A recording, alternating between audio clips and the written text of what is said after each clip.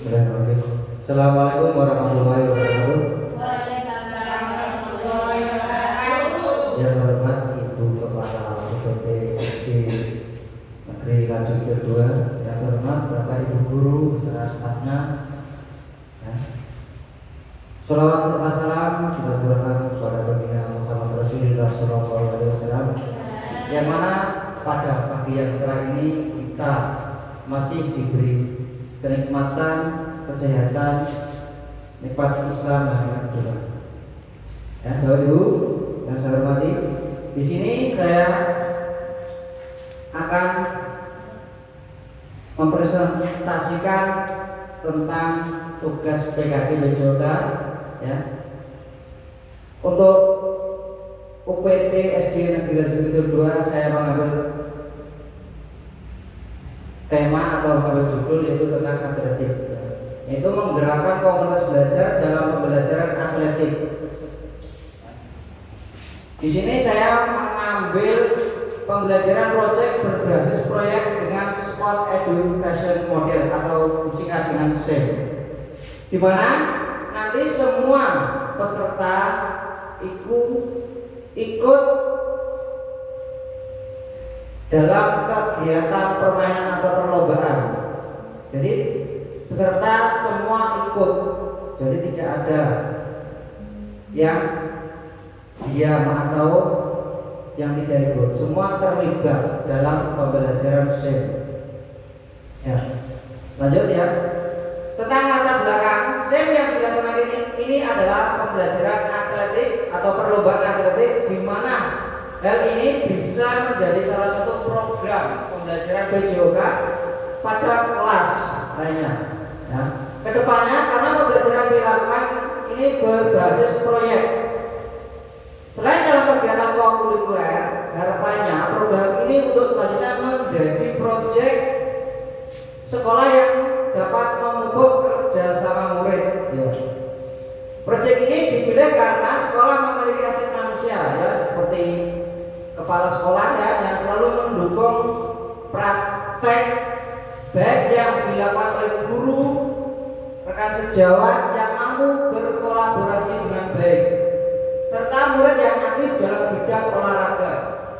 Aset fisik sekolah yang dimana sarana dan prasarana yang ada di sekolah kita cukup memadai untuk menyelenggarakan kegiatan atletik.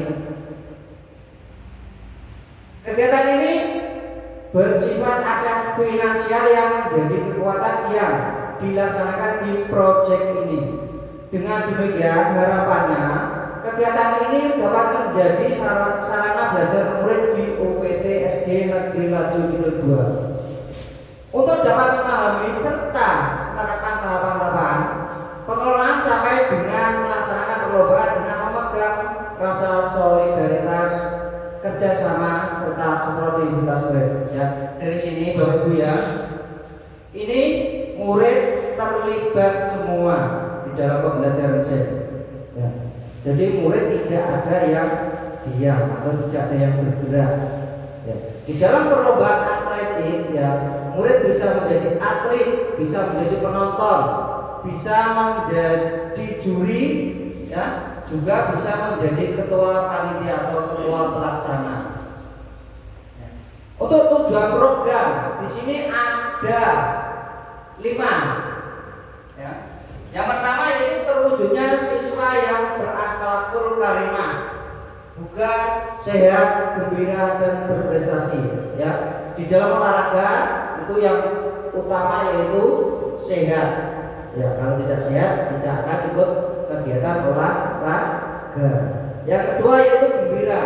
Anak dalam pembelajaran olahraga anak harus gembira, harus senang dan berprestasi, itu pun kalau bisa, mudah-mudahan bisa ya. Selanjutnya yaitu tentang pemahaman siswa olahraga dalam membantu mereka mengembangkan keterampilan, pengetahuan serta nilai-nilai sosial melalui pengalaman nyata, melalui permainan sesuai dengan peran yang diminati. Jadi siswa di sini, minat bakat siswa di sini tahu, oh si A bakatnya seperti ini, ya. Si B bakatnya seperti ini. Jadi semua siswa berperan aktif di dalam olahraga. Kita tahu. Yang ketiga itu menekankan pembelajaran melalui pengalaman nyata dan situasional, meningkatkan kesehatan dan kebugaran. Ya. Yang ketiga, yang keempat itu meningkatkan motivasi dan keterlibatan siswa dalam pembelajaran. Jadi siswa harus dimotivasi, tidak boleh dibiarkan. Yang selanjutnya itu penerapan belajar aktif, di mana siswa terlibat secara langsung dalam kegiatan. Jadi siswa itu terlibat langsung. Ya, siswa tidak melihat saja, tidak monoton dia. Oh, dia tahu caranya seperti ini. Ya, itu. Lanjut. Ya, capaian yang diharapkan dalam langkahnya yaitu untuk capaian dan tujuan. Capaian dan tujuan yaitu ada 5. Yang pertama yaitu pemahaman tentang aturan. Jadi peserta tahu tentang aturan perlombaan atau aturan permainan. Yang kedua itu pengembangan tentang keterampilan individu. Ya, siswa biasanya kalau perlombaan berkelompok itu sulit. Ya. Kalau individu dia tahu kemampuannya seperti ini. Kalau lari individu biasanya tahu oh kemampuan saya seperti ini. Saya bisa seperti ini. Ya. Yang ketiga yaitu pemahaman taktik dan strategi. Ya. Untuk pemahaman taktik dan strategi ini biasanya berkelompok atau tim. Yang keempat yaitu sportivitas dan kerjasama. Dalam perlombaan, dalam permainan harus menunjukkan sportivitas dan kerja sama. Yang kelima yaitu kepemimpinan dan tanggung jawab. Ya, siswa harus punya pimpinan dan tanggung jawab. Seperti dalam perlombaan atau pertandingan sepak bola, siswa harus punya kapten atau pemimpin dan dia yang mempunyai tanggung jawab. Yang selanjutnya itu tentang langkah. Langkahnya ada 5, yaitu pembahasan dalam teknik meeting. Jika meeting itu dibahas pembahasan tentang perlombaan. Yang kedua yaitu latihan dalam pengelolaan musim. Yang ketiga itu menganalisis pertandingan. Ya, di sini habis pertandingan dianalisis. Ya, kurangnya tadi apa dalam permainan tadi, dalam perlombaan tadi yang kurang yang apa. Yang keempat yaitu penyelenggaraan perlombaan yang menekankan pentingnya sportivitas, komunikasi dan kerjasama. Ini biasanya dalam tim, ya seperti ya dalam perlombaan, ya sportivitas itu penting dan komunikasi dan kerja sama. Ya, biasanya dalam perlombaan sepak bola atau turnamen dalam sepak bola, kalau tidak komunikasi dengan baik itu tidak akan menang dan harus kerja sama, mendukung satu sama lain. Ya. Yang kelima yaitu pemilihan peran dalam tahap afiliasi. Itu perannya siswa dipilih. Kamu sebagai apa?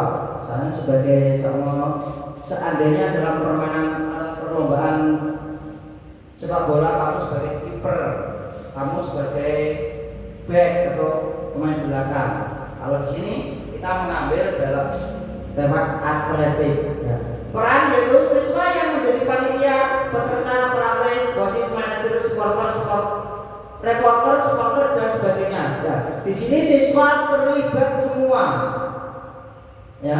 Jadi siswa jadi panitia, jadi peserta, jadi pelatih, jadi wasit, jadi manajer, reporter, supporter dan sebagainya. Ini dalam pembelajaran SEM. Ya, tadi saya katakan tadi ya, siswa itu terlibat semua. Yang lini masa itu pertengahan Desember atau setelah ulangan. Ini biasanya perlombaan dimulai. Next, selanjutnya. Tentang struktur program. kokurikuler, yang keempat, yang dua itu murid yang terlibat dari kelas 1 sampai kelas 6, baik laki-laki dan perempuan itu terlibat semua. Waktu kegiatan dilaksanakan di akhir semester 1 bulan Desember 2024. Mitra dalam Kobel atau komunitas belajar itu penanggung jawab adalah kepala sekolah di sini ya. KBS yang menjadi lokomotif atau fasilitator adalah komunitas praktis. Sekolah terdiri dari guru mapel, nah, itu wajib itu. Guru kelas juga terlibat, dan teknik mitra dalam KBS dari OPS sekolah yang nantinya dapat membantu terkait dengan publikasi kegiatan. Jadi semua bapak guru terlibat dalam pembelajaran ini. Ya. Melalui sosmed sekolah, mitra dengan wali kelas sebagai koordinator dengan masing-masing kelas. Kepanitiaan peserta dari pihak lainnya berasal dari murid, mitra dan sponsor dari orang tua murid. Jadi di sini dalam pembelajaran SEM, ya, di sini semua terlibat. Nah, yang saya katakan tadi, di sini semua terlibat, baik guru, siswa terlibat dalam pembelajaran SEM. Itu tentang struktur program dan mitra dalam komunitas belajar di UPT SD Negeri Laju Kidul 2. Pernyataan tentang kapasitas yang dimiliki sekolah itu ada 4 ya. Yang pertama yaitu sekolah memiliki kepala sekolah, guru dan tenaga kependidikan yang profesional sesuai dengan kualifikasi akademik. Jumlah guru yang ada di sekolah UPT SD Negeri Laju Kidul 2 itu 8 orang. Murid yang berjumlah 58 orang atau anak. Setiap kelas akan mengirimkan perwakilan sesuai dengan minat dan bakatnya untuk menjadi panitia, peserta, wasit, pelatih, supporter, reporter, komentator dan sebagainya. Nah, di sini murid terlibat semua. Ya. Bakatnya murid tahu. Ya. Bapak guru tahu bakatnya murid sendiri-sendiri. Ya, semua murid terlibat di dalam pembelajaran SEM atau Sport Education Model. Yang ketiga yaitu sekolah memiliki halaman yang cukup untuk digunakan kegiatan perlombaan. Ya. Sarana dan prasarana di halaman kita mungkin tidak cukup dalam perlombaan atau permainan sepak bola, makanya saya mengambil atletik. Ya. Kalau atletik mungkin cukup untuk perlombaan atau untuk anak-anak ya. Kalau dalam permainan sepak bola mungkin kurang memadai. Yang keempat yaitu sarana dan prasarana termasuk perlengkapan yang cukup memadai untuk diperdaya gunakan dalam kegiatan perlombaan olahraga. Mulai dari alat harus ada atau cukup dan lapangan yang cukup. Lanjut. Rencana untuk evaluasi itu ada 7 ya. Ada 7 tahapan implementasi SEM dalam pembelajaran. Masing-masing tahapan harus dievaluasi. Nah, jadi dalam permainan setiap tahapan harus dievaluasi. Evaluasi keseluruhan akan dilakukan pada akhir tahapan, yaitu evaluasi dan refleksi penerapan SEM dalam PJOK. Beberapa hal yang harus dievaluasi antaranya yaitu tentang tujuan pembelajaran, meninjau tercapainya tujuan pembelajaran dalam SEM. Yang kedua yaitu umpan balik dari murid tentang pengalaman dan pembelajaran SEM. Nah, jadi dari nomor 2 itu kita dapat umpan balik dengan murid. Yang ketiga itu mengumpulkan pendapat melalui refleksi. Pendapat murid kita tampung, kita refleksi. Yang keempat yaitu refleksi guru terhadap perencanaan, pelaksanaan dan pengelolaan SEM atau Sport Education Model. Yang kelima yaitu tentang evaluasi kinerja tim, meninjau kolaborasi dan kinerja tim dalam SEM. Yang keenam yaitu evaluasi penerapan konsep fair play atau meninjau penerapan konsep fair play dan sikap sportif dan terintegritas dengan baik selama pelaksanaan. Ya. Bagaimana murid menghormati aturan? Itu harus ditekankan. Itu menghargai lawan dan menunjukkan etika olahraga yang baik. Ya. Murid harus punya itu. Ya. Harus menghargai lawannya. Ya.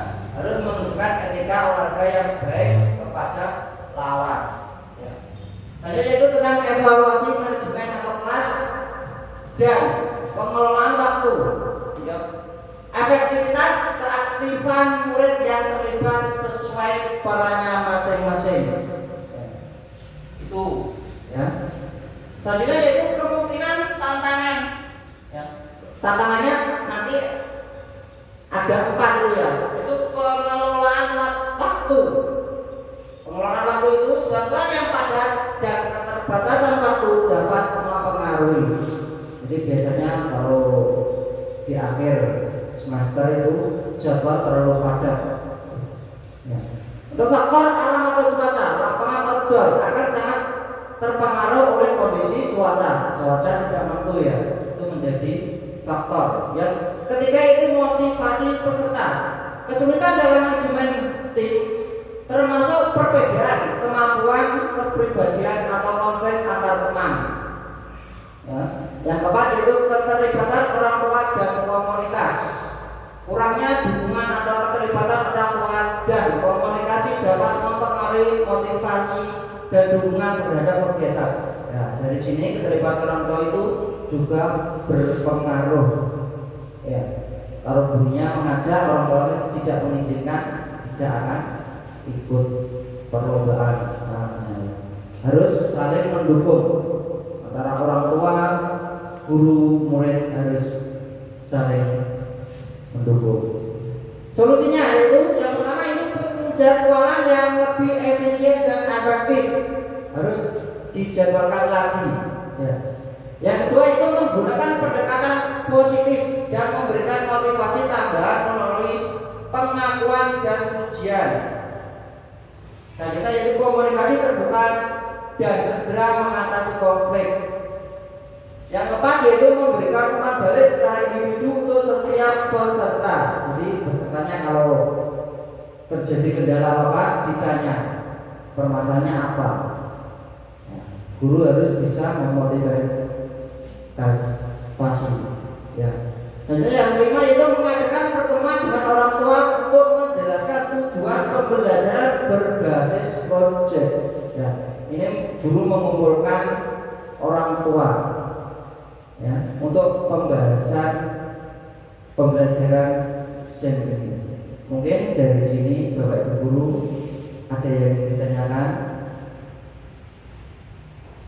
Ada. Silakan semua berarti ya.